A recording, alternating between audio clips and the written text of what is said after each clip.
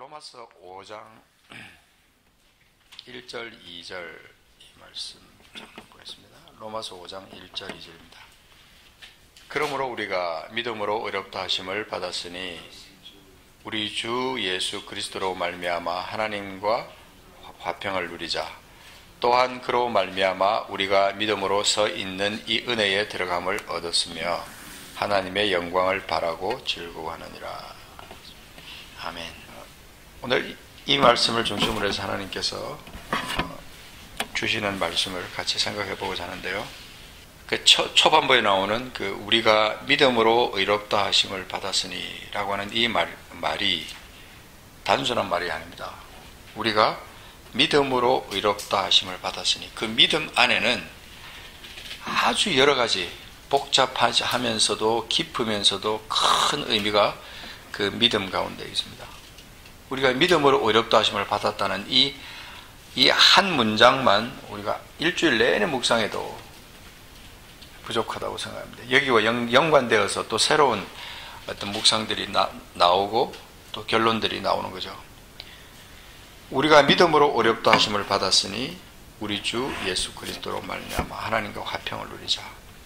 그래서 그 믿음이 어떻게 연결이 되냐면 또한 그로 말미암아 우리가 믿음으로 서 있는 이 은혜에 들어감을 얻었으며 우리가 믿음으로 서 있는 이 은혜, 믿음으로 서 있는 이 은혜, 그 믿음과 은혜가 통해지면서 그 은혜에 들어감을 얻었으며 그 다음에 우리가 바라는 것은 하나님의 영광이에요.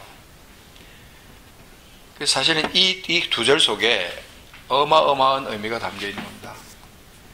마태복음 5장 1절에 보니까 예수께서 무리를 보시고 산에 올라가 앉으시니 제자들이 나온지라 입을 열어 가르쳐 이르시되 심령이 가난한 자는 복이 있나니 천국이 그들의 것이며 애통하는 자는 복이 있나니 그들이 위로를 받을 것이며 온유한 자는 복이 있나니 그들이 땅을 기업으로 받을 것이며 의에 줄이고 목마른 자는 복이 있나니 그들이 배부를 것이며 쭉 나가다가 10절에 보면 의를 위하여 박해를 받는 자는 복이 있나니 천국이 그들의 것이니라.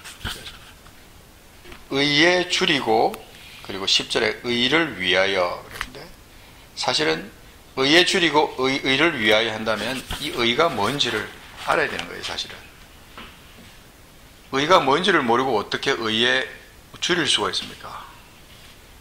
Hunger in righteousness. 의에 배고파하는 거예요. 의를 갈망하는 거예요. 그러니까 의가 막 사무치도록 마음속에 묵상이 되고 사무치도록 느껴지고 그래서 의를 갈망하게 되는 거죠. 결국은 의를 위해서 박해를 받고 의를 위해서 죽음을 택하는 길을 가는 것이 크리스찬의 삶이다. 그렇게 생각합니다. 그렇다면 우리가 그 의가 뭔가 하는 데 대해서 깊이 묵상해야 되는 거죠. 우리가 잘 아는 말씀 그 마태복음 6장 33절 말씀에 보면은 너희는 먼저 그 나라와 그 의를 구하라. The seek the righteousness of kingdom. His kingdom. 그분의 나라의 의를 구한다 하는 것은 그것을 seek한다 이 말이에요. 갈망하는 거예요. 간구하는 거예요. 그렇다면 그 의의 본질을 알지 않으면 그 갈망이라는 것은 이루어지지 않겠죠. 의가 뭡니까? 여러분 의에 줄여 보셨습니까? 그리고 의를 위하여 박해를 받아본 적이 있습니까? 의를 구해 보셨습니까? 이 의를 구하는 것이 우리 삶에서 너무나 중요한데 이것에서 자꾸 빗나가는 것을 많이 봅니다. 신앙생활에서 묵상해야 되고 찾아야 될 그런 내용들이 굉장히 많지만 여러 가지가 있지만 특별히 오늘은 하나님이 이 의에 대해서 한번 생각해 보도록 말씀하십니다. 그 세상의 의는 죄가 드러나지 않는 겁니다. 어떻게 보면 그 드러나지 않는 죄는 그것은 죄로 생각하지 않습니다. 드러나서 벌을 받고 감옥에 가는 그것을 가리켜서 죄다 이렇게 말하지만 숨겨진 죄는 얼마나 많습니까? 세상의 의는 죄가 드러나지 않는 것이지만 하나님의 나라의 의는 그 죄가 드러나는 겁니다. 드러나서 자신이 죽고 그것으로 말미암아 다른 사람이 또한 살게 되는 역사. 예수 그리스도의 죽으심이 바로 그거죠. 그분은 친히 죄가 없으신데도 자기를 희생제물로 드려서 그 죄를 위한 희생제물로 드려서 죽으셨습니다. 하나님의 나라의 의는 창세 이후로 하나님의 그 어떤 본질 가운데 그것이 있었어요. 늘 하나님은 그 의를 우리 가운데 나타내기를 원하신 거죠. 그래서 하나님은 끝없이 의인을 찾으신 거예요. 의인. 근데 그것이 단순하게 우리가 인간적인 죄를 짓지 않는 그것만을 의라고 생각하느냐, 그게 아니라는 겁니다. 더 깊은 의미가 있는 거죠. 그래서 하나님의 나라의 의를 우리가 묵상하고 그것을 계속 찾는 것은 너무나 중요합니다. 너무나 그것에 몰두하다가 이제 곁길로 가는 수도 있지만 그게 아니라 곁길로 가지 않고 그 의와 그리스도를 접목시켜서 그리스도의 십자가의 의를 접목시켜서 그것을 깊숙이 묵상하는 거죠. 스스로 사람마다 결론을 내고 그 결론에 따라서 사는 거죠. 그래서 내일 일을 염려하는 것보다 하나님의 나라의 의를 구하는 겁니다. 내 몸의 육신의 어떤 질병을 염려하는 것보다 하나님의 나라의 의를 먼저 구하는 겁니다. 내 물질이 필요한 그것보다 먼저 하나님 나라 의를 구하는 겁니다. 어떻게 보면 말은 하기 쉽지만 그것이 어떻게 그렇게 쉽게 이루어지겠느냐. 그 말은 쉽죠. 근데 그렇게 되느냐는 겁니다. 당장 먹을 것이 없는데, 내 몸이 아픈데, 내가 고난이 닥쳐오는데 그거 무시하고 그냥 가장 거룩한 것만 찾을 수 있고 아주 높은 것만 찾을 수 있겠느냐는 거죠. 그런데 하나님은 거기까지를 원하시는 것 같아요. 하나님은 거기까지 이르는 것을 원하신다. 그래서 그 마태복음 6장에 세상 사람들이, 이방인들은 다 먹을 것을 구하고 그렇게 하지만 너희들은 그렇게 하지 마라. 이미 너희 천부께서 너희 모든 쓸 것, 입을 것 다 알고 계신다. 모든 필요를 알고 계시기 때문에 그러므로 너희는 먼저 그의 나라와 그의 의를 구하라. 내일 일은 내일한테 맡겨버리고 너는 하나님 나라와 하나님 의를 구하라. 내일 일을 염려할 시간에 하나님의 의를 구하라. 내일 일을 위해서 너희가 부지런히 노력하는 대신 하나님 나라 의를 구해봐라. 그러면 모든 초자연적인 능력까지도 동원해서 하나님이 우리의 모든 것을 채워주신다 하는 것이 제가 내린 결론입니다. 하나님께서 우리에게 주시는 어떤 그 깊은 영적 나라의 어떤 어떤 본질, 이것을 세상의 의와 세상의 기준과 연결시키면 실패하기 쉽습니다. 그러나 오늘 수많은 교회와 수많은 성도들이 이상하게도 자꾸 이 함정에 빠지는 거예요. 이 깊은, 그 높은 이 하나님의 의에 기준을 맞추는 게 아니라 자꾸 세상의 의에다 기준을 맞춰요. 그 하나님의 의를 생각하면 딱 드러나는 것은 뭐냐면요, 죄입니다. 죄. 하나님의 의만 생각하면 의와 대비되는 것이 뭐냐면 죄가 드러나게 되어 있어요. 그렇다면 그 죄가 드러나면 그것에 대해서 회개하고 그것에 대해서 청산하고 하나님의 그 정결함과 거룩함으로 들어가면 되는데 우리는 자꾸 함정에 빠지는 거예요. 그 본질적인 그것에 깊숙이 들어가기보다는 자꾸 본질이 아닌 그것에 자꾸 초점을 맞추게 합니다. 11조가 무슨 그것이 구약의 법이냐 신약의 법이냐 뭐 있어도 되냐 마냐 그것 가지고 계속 싸웁니다. 하나님의 마음을 알면요 그거 아무것도 아니에요. 여자 목사가 성경적이냐 아니냐 그거 갖고 계속 싸워요. 그래서 우리가 뭔가 하나님의 나라의 본질 속에 들어가면 싸우지 말아야 될 것, 그냥 고민하지 않아도 될 것을 우리는 계속 그거 갖고 싸우는 거예요. 하나님의 나라의 기준이냐 이 세상 나라의 기준이냐, 여기를 놓고 볼 때 우리 성도들은 반드시 하나님 나라의 기준에다가 초점을 맞추게 되죠. 갈라디아서 3장에 보면은 갈라디아서 3장 13절에 그리스도께서 우리를 위하여 저주를 받은 바 되사 율법의 저주에서 우리를 속량하셨다. 율법의 저주라는 말이 있는데요, 율법의 저주는 참 생각만 해도 끔찍한 거예요. 사실은 율법의 저주에서 우리가 성령을 받았음에도 불구하고 우리는 여전히 계속 율법의 저주 아래에 있어요. 율법의 저주 아래에서 지배를 받고 있습니다. 율법의 조정을 받고 있는 거예요. 계속 자유함을 받았다고 하면서 그리스도께서 우리를 속량하셨는데도 불구하고 11절부터 13절까지 말씀을 다시 한번 조명해 보면요, 또 하나님 앞에서 아무도 율법으로 말미암아 의롭게 되지 못할 것이 분명하니, 우리 알고 있습니다. 이거 분명하다는 말은 모든 사람이 다 알고 있는 진리라는 뜻이에요. 하나님 앞에서 아무도 율법으로 말미암아 의롭게 되지 못할 것이 분명한데 이는 의인은 믿음으로 살리라 하였습니다.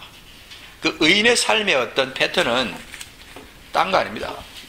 믿음으로 산다고 하면서도 계속해서 율법 속에 빠져들어가는 것을 우리를 발견하는 거예요. 자기도 모르게 말도 안 되는 율법의 어떤 기준에 자꾸 빨려 들어가서 이게 뭐 옳으냐 그러냐 그러는데, 우리가 그 은혜 안에 있고 믿음 안에 있으면 믿음으로 사는 거예요. 믿음으로 사는 거예요. 율법은 믿음에서 난 것이 아니니 율법을 행하는 자는 그 가운데서 살리라.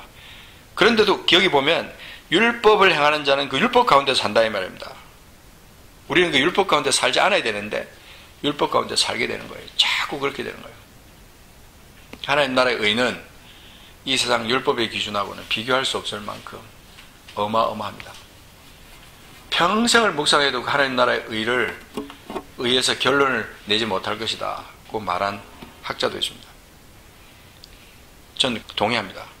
왜냐하면 그 하나님 나라의 의는 이 세상 나라의 기준하고는 비교할 수 없는 어마어마한, 우리가 따라야 될, 그리고 따르면 영원한 행복과 영원한 만족과 그런 즐거움이 반드시 거기 있기 때문에, 해답이 거기 있기 때문에 하나님 나라의 의를 간구하는 거죠. 율법의 저주에서 우리를 속량하셨다. 율법의 저주에 속량하셨다. 율법의 어떤 율법의 어떤 적용을 받는 우리의 삶이 아니라 예수 그리스도 안에서 은혜의 적용을 받는 우리다. 그래서 갈라디아서 2장 21절에 보면 내가 하나님의 은혜를 패하지 아니하노니 만일 의롭게 되는 것이 율법으로 말미암아 그리스도께서 헛되이 죽으셨다. 그래서 우리 주님의 십자가의 그 가치가 어떻습니까? 어마어마한 그 십자가 죽음의 의미다. 그것이 하나님의 은혜와 연결이 되는 거 아닙니까? 그래서 만일 의롭게 되는 것이 율법으로 말미암았으면 그리스도께서 헛되이 죽었다. 그런데 수많은 그리스도인들 가운데 아직도 의롭게 되는 것이 율법으로 되는 걸로, 은혜도 좋지만 은혜로 우리가 의롭게 되기도 하지만 율법도 적용돼요. 여러분, 야고보서에 나오는 믿음과 그 행함의 그것이 율법적인 겁니까? 거기서 말하는 행위가 율법적인 것을 말하는 겁니까? 그렇지 않습니다. 거기서 말하는 행위는 은혜로 구원받은 사람들이 자연스럽게 자기 삶 속에서 그냥 나타나는, 열매로 나타나는 행위지, 그것이 율법으로 말미암은 행위가 아니라는 겁니다. 그렇기 때문에 우리 성도들의 삶에 하나님의 나라를 구하면서 살아가는 사람의 삶의 모습은 세상 사람들이 이해할 수 없는 그런 모습의 열매가 나타나죠. 끝없이 손해보고 끝없이 죽고 끝없이 그냥 그 말도 안 되는 그런 고난과 핍박과 그런 어려움 가운데 있다 할지라도 믿음을 포기하지 않는 삶, 정결하게 살아가는 그 사람들을 보고 믿지 않는 사람들이 그리스도 앞으로 돌아오는 거예요. 그런데 어떻습니까 지금? 그런 현상을 보기는 점점 희박하게 되어가는 거예요. 세상 사람들이 우리가 하나님의 나라와 하나님의 의를 구하면서 그 의 안에서 정말 그 의의 기준으로 그렇게 살려고 몸부림치면서 살아가는 사람들. 그래서 그리스도께서 우리를 위해서 그 율법에서 율법의 저주에서 우리를 속량하신 그 은혜에 우리가 감격하면서 어떻게 하면 하나님의 자녀답게 하나님을 기쁘시게 하면서 살 수 있을까? 아까 우리 봤던 마태복음 6장에 보면 3절에 보면 그 오른손이 하는 것을 왼손이 모르게, 그런 말씀이 나옵니다. 이 말은 아무도 모르게, 어떻게 오른손이 하는 것을 왼손이 모르게 할 수 있습니까? 말도 안 되는 거지만 그 말은 아주 극한 표현입니다. 사실은 아무도 모르게 하나님과 나만이 알게 그 선을 행할 수 있는 그런 사람들은 보통 사람들이 아닙니다. 어떻게 그런 일을 할 수가 있습니까? 근데 저는 봤어요. 저는 이 세상에 많은 그리스도인들이 정말 오른손이 하는 것을 왼손이 모르게 하듯이 그렇게 살아가는 사람들을 저는 많이 보고 있습니다. 조금만 무슨 일을 하면 그냥 생색을 내고 조금만 무슨 일을 하면 남이 알아주기를 바라는 그런 세상적인 기준 속에서 하나님 나라의 의를 따라가는 사람들은 그렇지 않더라 이 말이에요.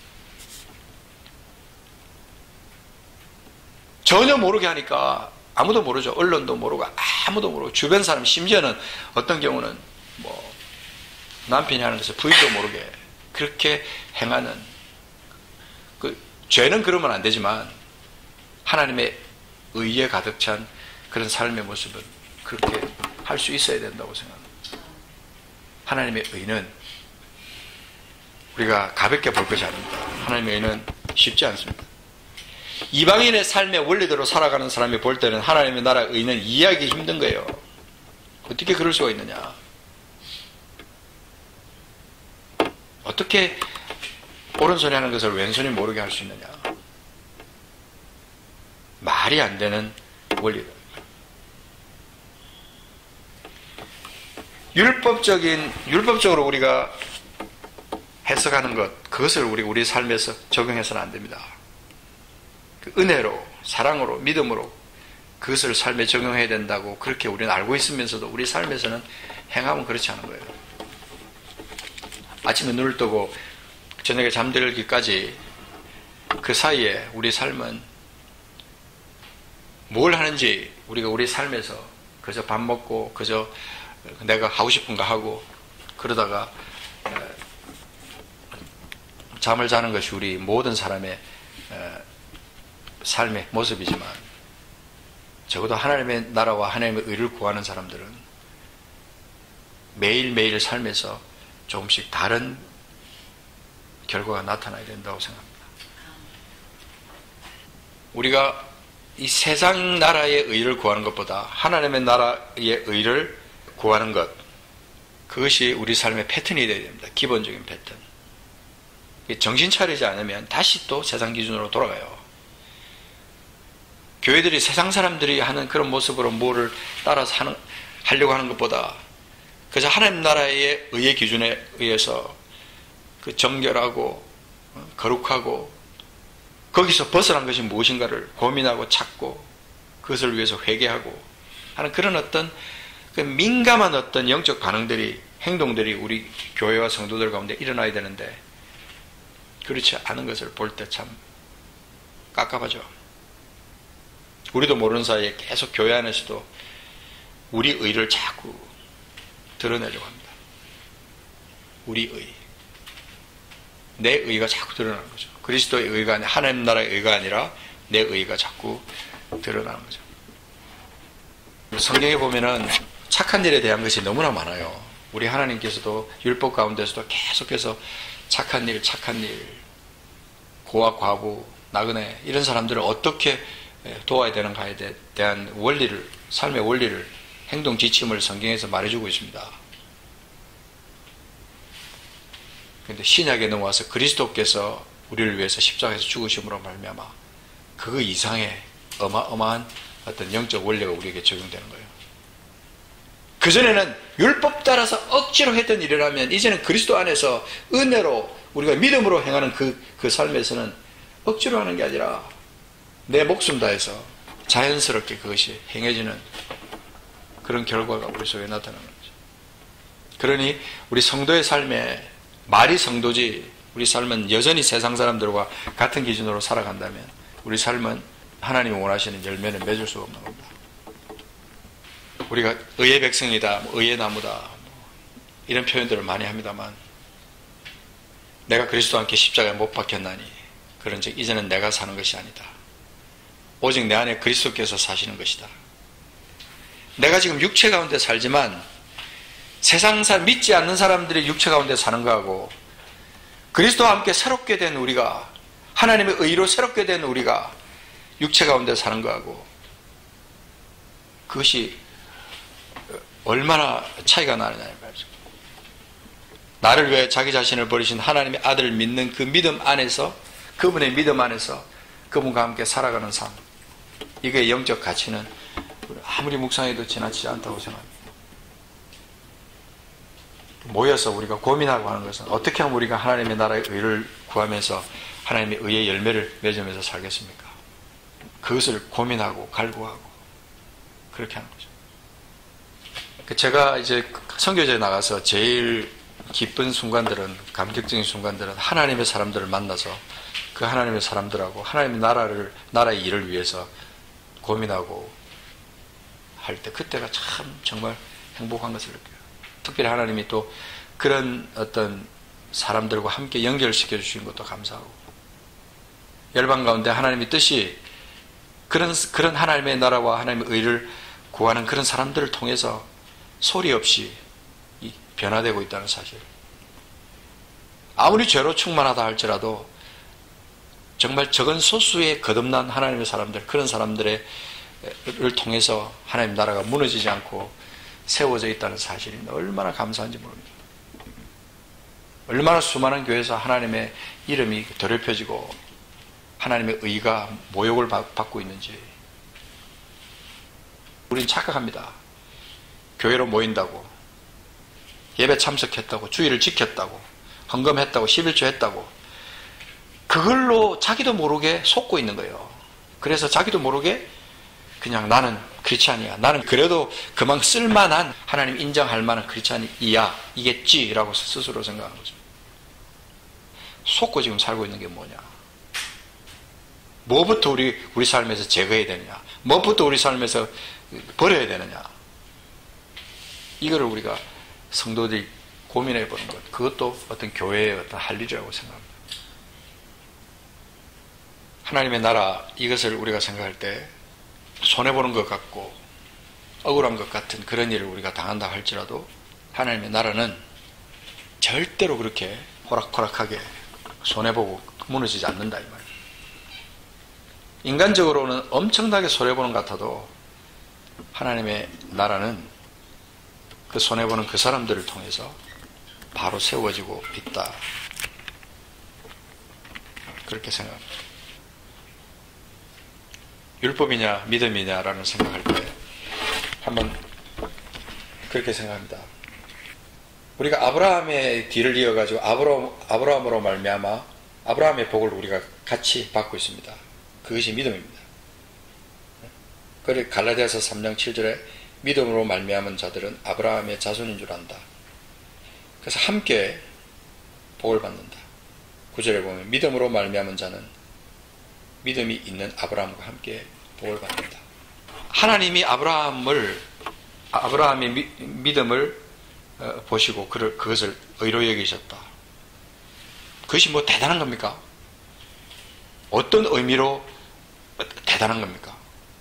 딴 거 없어요.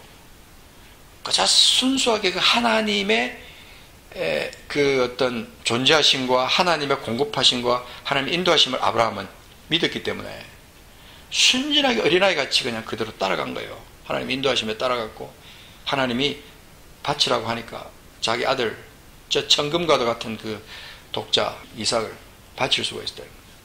그러니까 그 순수한 그것이 소중한 거지. 그의 삶에서 뭐 속이고 뭐 아내를 팔아먹고 뭐 그런 그거는 사실은 중요하지 않은 겁니다. 근데 우리는 중요하지 않은 그것에 자꾸 초점을 두는 거예요.